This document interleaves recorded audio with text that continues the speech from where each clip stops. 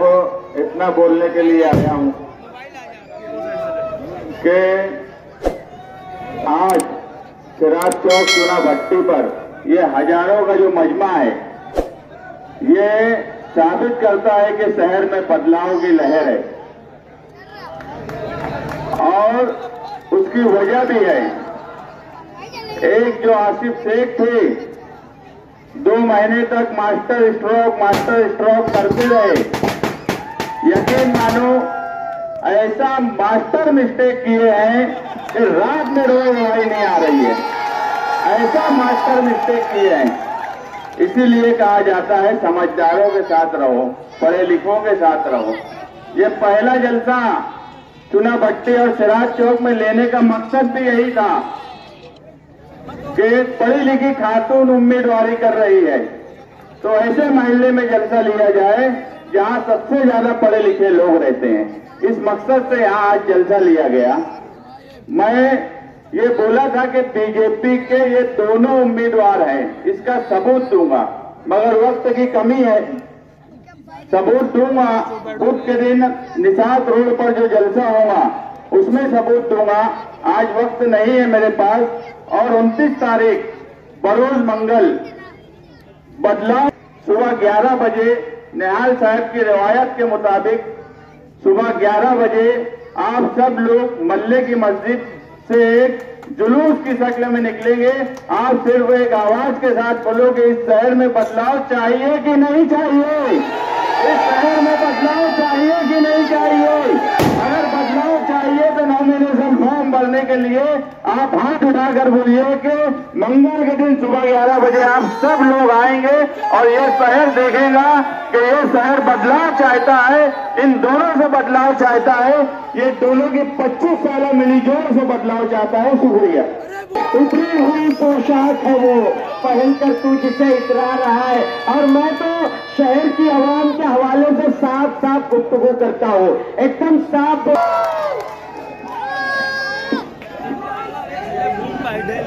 साथियों, आज हारून अंसारी साहब, रईस लाल इमली और आप तमाम साथियों, आज इलेक्शन का जैसे कब इब्तिदा हो रही है, आप तमाम साथी, मैं अपने बातें रखने आपके पास आई हूं, उस जगह से जहां की बातें पूरा शहर सुनता है। और यहां ऐसे तालीम याफ्ता लोग रहते हैं कि जहां के मशहूर टीचर, डॉक्टर, वकील और ऐसे जिम्मेदार समाजी खिदमतगार और तालीम याफ्ता पूरे शहर के स्कूलों में, कॉलेजों में और दीगर अदारों में फैले हुए। आज जो मालेगांव शहर का नक्शा हो गया है सियासी, बहुत दुख की बात है। मालेगांव शहर में जो हरे झंडे की सियासत चल रही है, मैंने एक इंटरव्यू में कहा, ये हरे झंडे की सियासत के ताल्लुक से मैं यहाँ के जलसे में बोलूंगी। मैंने अभी तक किसी के खिलाफ नहीं कहा और न मैं किसी के खिलाफ बोलना चाहती हूँ, क्योंकि मैं नहीं मानती कि मेरी बराबरी की सलाहियत किसी में है, इसीलिए मैं उनके खिलाफ नहीं बोलना चाहती। लेकिन ये याद रखो, ये हरे झंडे की सियासत, अव्वल तो ये हरा झंडा जो लाए है दोनों तरफ, चाहे वो मजहब के नाम से लाए हो या जो पुराने झंडे को दोबारा लाए हो, ये मालेगांव शहर में भगवे झंडे की दलाली करने वाले हरे झंडे।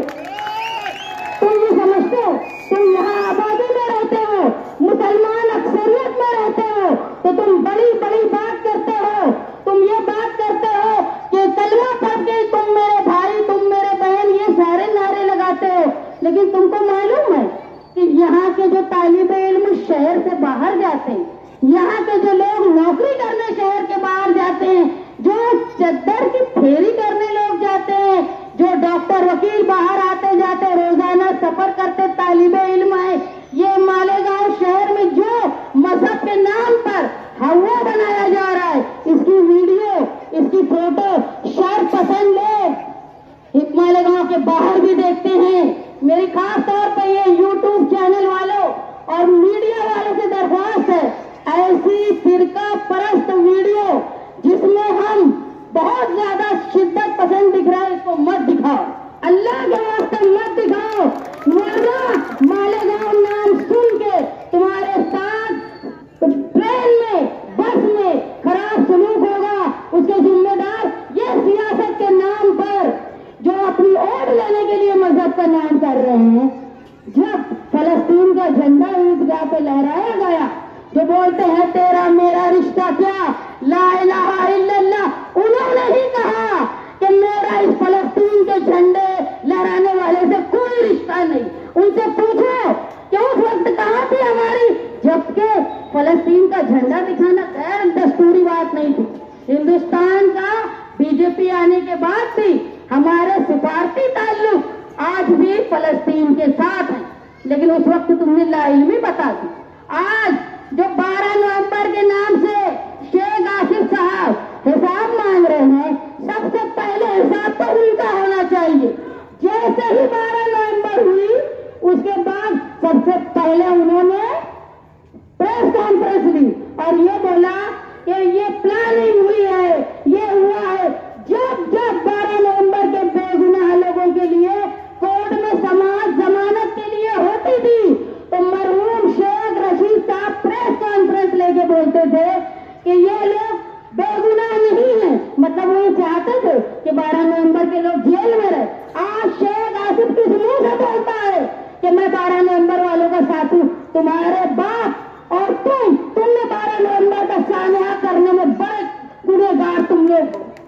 और आज जो मजहब की बात करते, यही हमारे मुफ्ती साहब, उन्होंने सबसे पहले बैठ के बोला कि 12 नवंबर के वक्त कि पत्थर आए नहीं थे, पत्थर लाए गए थे। जब पहली समाअत हुई 12 नवंबर वालों की, उस वक्त पुलिस ने ये वीडियो बताया, शेख आसिफ का भी, मुफ्ती साहब का भी, कि शहर के जिम्मेदार लोग कह रहे हैं कि मालेगांव शहर में प्लानिंग की गई थी। पत्थर लाना मतलब प्रिपरेशन प्लानिंग, क्योंकि इनको कानून तो सिफर समझता है, दस्तूर तो सिफर समझता है, सिर्फ बड़ी बड़ी बातें करते। और उसके बाद 120 बोझ लगा, जिसकी वजह से लोग 11 महीने जेल में रहे। इसके लिए जिम्मेदार शेख रशीद, शेख आसिफ और मुफ्ती इस्माइल साहब हैं, जिनको कानूनी सूझबूझ सिफर है। जब मालेगांव शहर में इसी इलाके में असलाह के नाम पे लोगों को गिरफ्तार किया गया, उस वक्त पंचनामे में किसका नाम था? कौन बंदूक के साथ फोटो खिंचा रहा था? उस वक्त कहा गया था ला इलाहा इल्लल्लाह। उस वक्त भी शेख रशीद साहब ने कहा था बम ब्लास्ट के बाद कि सब के सब बेगुनाह नहीं है। उस पर जवाब में साथी निहाल अहमद साहब ने कहा था जितने लोग गिरफ्तार हुए सब के सब बेगुनाह है। और यही कोर्ट ने भी बताया कि साथी निहाल अहमद साहब ने जो कहा था, मालेगांव की भी तारीफ रही कि मालेगांव शहर ने एक आगाज बताया कि भगवा फिरका परस्ती भी होती है। मालेगांव ब्लास्ट के बाद लोगों को समझा कि भगवा फिरका परस्ती क्या होती है। मजहब के नाम पे वोट लेने के लिए आज तुम इलेक्शन में हरे झंडे ला रहे हो दोनों, ये सुन लो। जब इस शहर के लोग बाहर जाएंगे, बच्चे बाहर जाएंगे, तो उसकी हिफाजत की जिम्मेदारी पूरे शहर की। तुम ऐसा कोई काम मत करो जिससे अक्सरियत के लोगों में गुस्सा आए, अक्सरियत के लोगों को बुरा लगे। मैं एक मिसाल मौलाना जाहिद नदवी को दी थी कि हिंदुस्तान में कहीं भी अगर कोई आतंकवादी पकड़ा जाता था तो उसका लिंक भटकल से जोड़ते थे, क्योंकि भटकल के लोग बहुत शिद्दत पसंद थे और बहुत मालदार थे। तो ये बोला जाता था कि कहीं वहां से तो फंडिंग नहीं हुई। तो तुम ऐसी वीडियो मत चलाओ जिसकी वजह से फिरका परस्त मालेगांव शहर के आम लोगों से बदला ले, सिर्फ तुम्हारे सियासी वोट लेने के नाटक की वजह से। मालेगांव शहर हमेशा दस्तूर को मानता आया है। तुम समझ लो, मालेगांव शहर में पूरे हिंदुस्तान के मुसलमानों ने जिस तरह पार्लियामेंट में वोट दिया, इतनी खामोशी से वोट दिया, बिल्कुल चुप रहे, ये बताया नहीं कि हमको क्या करना है। इलेक्शन के दिन उन्होंने बताया कि हमको क्या करना है। अगर यही नारेबाजी, यही चिल्लाहट अगर हिंदुस्तान भर का मुसलमान करता ना, तो ये जो फिरका परस्त बीजेपी वाले हैं ना, ये 400 पार हो जाते। ये मुसलमान की समझदारी थी कि उसने खामोशी से काम किया। अगर तुम मालेगांव शहर की हिफाजत चाहते हो तो दस्तूर की आड़ के पीछे छुपो। दस्तूर हमेशा अक़लियत को बराबर का दर्जा देता है। हमको दस्तूर चाहिए।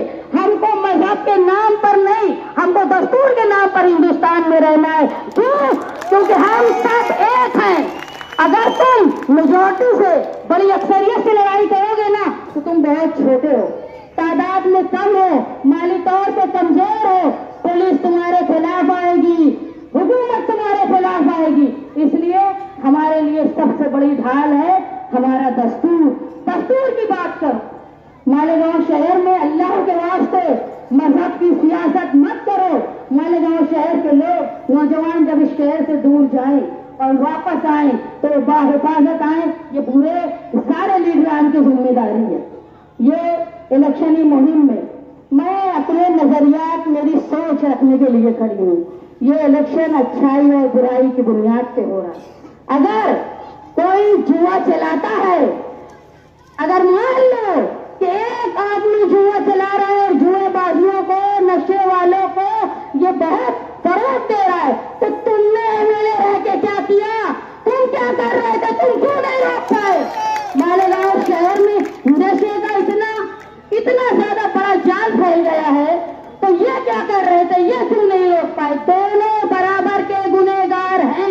एक ने किया और एक ने रोक नहीं पाया। ये गुनहगार बराबर के हैं। मालेगांव शहर तब्दीली मांगता है। तब्दीली जात बराबरी से ऊपर हटके मालेगांव शहर के रोशन मुस्तकबिल के लिए मैं आपके दरवाजे पे आई हूँ, आपसे इल्तिजा करने आई हूँ। मेरे साथ शेख आसिफ जैसे 7 भाई, 70 भतीजे, बंदूक और गोली चलाने वाले नहीं है। मैं सिर्फ कानून जानती हूँ, मेरे साथ तुम हो।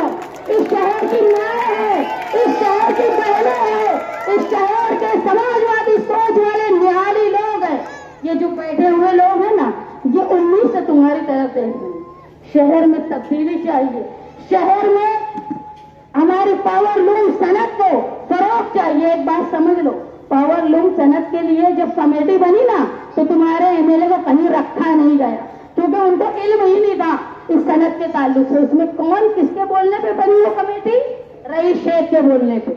और रईस शेख तुम्हारे साथ है, अबू आसिम आसमी साहब है।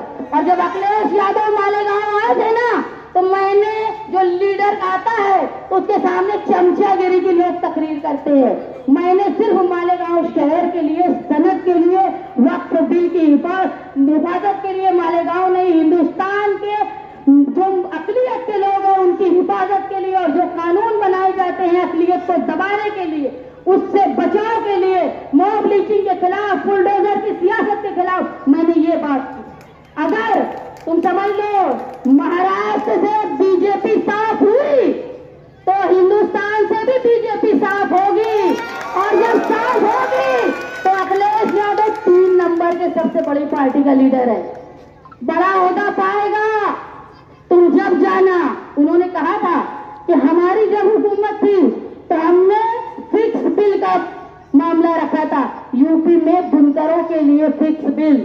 हम भी उनसे मांग करेंगे। अरे हमारी ताकत तो ये है कि बारिश में हम उनके लिए खड़े रहे, और वो भी बारिश में भीगते हुए हमारे लिए खड़े रहे। कोई लीडर आता नहीं है बारिश में, ये निहालियों की ही ताकत थी कि अखिलेश यादव भी आकर खड़े रहे, बारिश में भीगते रहे। मेरे सर पर उन्होंने छाता लगाया, कोई दूसरे लीडर के हाथ पकड़ के झटका नहीं। अगर अच्छे ओहदे पे चले गए वो यकीनन जाएंगे, और उस वक्त हम मालेगांव शहर की सनत के लिए, सूद के लिए एक बेहतर उनसे पॉलिसी मांगेंगे। मालेगांव शहर के लोग जो पावर बिल से परेशान है, कारखानेदार से लेके दुकानदार से लेके घर में इस्तेमाल करने वाला, जो बेजा हमारे ऊपर टैक्स, बेजा बिल लगाए जाते हैं, उसके खिलाफ हम एहतजाज करेंगे। और यही हुकूमत, यही अबू आसिम आजमी, यही अखिलेश यादव तुम्हारे लिए लड़ेगा, ये वादा है मेरा। मालेगांव शहर में जो तालीम इतनी महंगी हो गई है, आज महंगाई इतनी ज्यादा है कि अपने घर में बच्चों को आला तालीम देना ये बहुत मुश्किल हो गया। कोई नहीं चाहता कि कोई प्राइमरी स्कूल में अपने बच्चों को डाले, सब यही चाहते हैं कि प्राइवेट स्कूल में डाले। लेकिन जाओ भिवंडी में देखो कि रईस शेख ने 21 प्राइमरी स्कूल को क्या से क्या बना दिया। तुम अगर मेरा साथ दोगे तो प्राइमरी निजाम बेहतर होगा, और जो 7वीं तक है उसको मैं 10वीं तक कराऊंगी, और ताकि लोगों को रोजगार मिलेगा। जो लोग पावर लूम इसके अलावा कुछ काम करना चाहते हैं, कोई इंडस्ट्री में, कोई ऑफिस में, मालेगांव में, इस चीजों का चांस नहीं। इसको लाने की कोशिश, उनको रोजगार दिलाने की कोशिश मैं आप लोगों की मोहब्बतों और आप लोगों के साथ करने की कोशिश करूंगी। जो खवातीन अपने घर में रह के रोजगार हासिल करना चाहती है, उनके लिए एक बेहतर इंतजाम, ऐसी पॉलिसी जो हुकूमत की है, उनको लाकर घर पे औरत बाइज्जत तरीके से रोजगार हासिल करे। हमको 1500 की भीख मत दो, हमको काम दो, हम काम करेंगे। हम मेहनत कश मजदूरों का शहर है और शान से जीता है, शान खड़े होकर बोल रही है तुमको कि ये शहर मेहनत कशों का है, यहाँ मर्द के साथ भी औरत मेहनत करती है, और मैं उनको इंसाफ दिलाने की कोशिश करूंगी। और सबसे ज्यादा अहम है तुम्हारा तहफ्फुज, तुम्हारा दबदबा। जिस तरह हमने शिवाजी पुतले पे धरना करके निहाली दबदबा बता दिया, वैसे एक हॉस्पिटल जो बंद हो रहा था उसको दोबारा शुरू करवाया। तुम याद रखो, तुम अक़लियत वाले हो, तुम्हारे लिए अलग कानून है। तुम 70% मजदूर हो, तुम्हारे लिए अलग कानून है। तुम्हारे लिए खुद का हॉस्पिटल, किसी की भीख का नहीं, मालेगांव सेंट्रल का खुद का हॉस्पिटल हिफ्ज़ान सेहत के लिए लाने की कोशिश हम करेंगे। और मैं निहाल अहमद की बेटी हूँ, वो निहाल अहमद कि जब इंदिरा गांधी ने कहा था कि तुम कांग्रेस में आ जाओ, तुमको हम वजीर आजम बना देंगे, तो निहाल अहमद ने कहा था ऐसे पैसे और ऐसी कुर्सी पे निहाल अहमद पेशाब करता है। मैं उनकी बेटी कोई नाल के नाल में, न शेख रशीद के घर में, न जो आलिम फाजिल बैठे हैं उनकी किसी की ताकत नहीं है कि निहाल अहमद के खून को खरीद सके। अरे तुम मेरी प्रॉपर्टी के आधे हिस्से के भी बराबर नहीं हो। मैं जो मालिक हूँ ना, उसके आधे हिस्से के भी तुम मालिक नहीं हो। मैं आज आपके सामने वोट की दरख्वास्त करने आई हूँ। देखो, मैं निहाल अहमद के इंतकाल के बाद, बुलंद इकबाल के इंतकाल के बाद, मेरे शौहर के जेल में रहने के बाद भी रोड पर, सड़क पर आप लोगों के साथ 12 नवंबर का मामला हो, मैं डटी रही, मैं लड़ती रही। ये बहादुरी मैं कोई औहदे पे नहीं थी। मुझे फंसाने के लिए भी शेख रशीद साहब अफिड्यूट कर रहे थे, लेकिन उनका अफिड्यूट मैंने घुसा दिया जहाँ घुसड़ना था। निहाली ताकत से सब अफिड्यूट वाले धरे के धरे रह गए। ये याद रखो कि मालेगांव शहर में अगर तब्दीली ला सकता है कोई, तो वो निहाली समाजवादी लोग ही है। मैं कानून जानती हूँ, मैंने कानून पढ़ा है, उसके साथ साथ मैंने MBA भी किया है, मैं बिजनेस भी जानती हूँ। उसके बाद दस्तूर मुझे समझता है और सियासत मेरे खून में है। तुम क्या मुझे सियासत बताएंगे? हम कभी जाने तो सोले हाथ से मदरसे से सियासत नहीं किए, हमने सियासत आवाम के साथ मिलकर दस्तूरी तरीके से किया है। आप लोगों से मेरी गुजारिश है कि आज मैं सादी निहाल अहमद के बगैर, बुलंद इकबाल के बगैर आपकी ताकत पर इलेक्शन लड़ रही हूँ, मेरी माँ बहनों की ताकत पर इलेक्शन लड़ रही हूँ। मुझे रुसवा मत होने देना।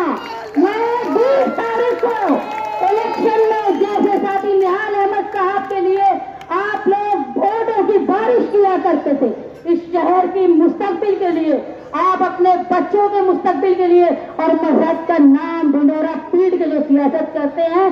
हमको दस्तूरी हक का इस्तेमाल करके उन तमाम लोगों को जवाब देना है। मैं उम्मीद करती हूँ कि जो दबदबा साथी निहाल अहमद साहब का था और हमने बताया, उसको हम आगे भी कायम रखेंगे। ये बोल के कि निहाल साहब का दबदबा था, दबदबा है और दबदबा कायम रहेगा। मैं आप लोगों से ये बोलना चाहती हूँ, 29 तारीख को मैं नॉमिनेशन फॉर्म भर रही हूँ।